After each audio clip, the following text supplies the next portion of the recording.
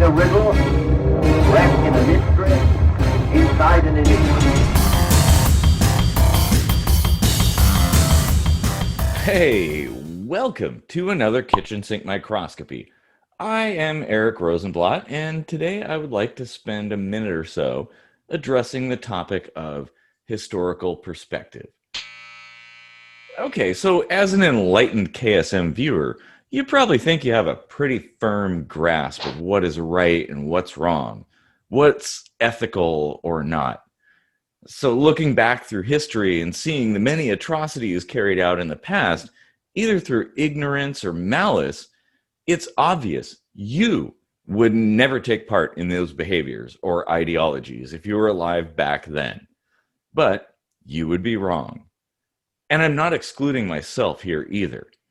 The thing is, over time, a lot has happened. We've learned many things, grown, and while we recognize today that slavery is wrong, it used to be commonplace the world over. If you were here 1,000 years ago, you might be a slave owner, or a century ago, a Nazi soldier, and you might consider it a good thing.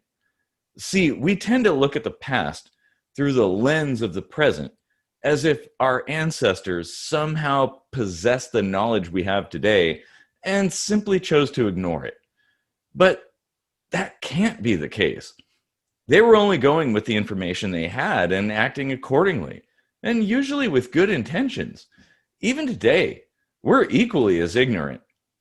100 years from now, people are going to look back at this moment as a primitive time. By then, we will have learned new things we couldn't have known today, changed in ways we couldn't have predicted. So, I guess don't be so quick to pass judgment on the people of the past based on what we know now. The human race is ever evolving, always improving, I hope. What we take as fact today might become the woo of tomorrow. After all, at one point, there was scientific consensus that hand washing before surgery was not necessary. So let that sink in.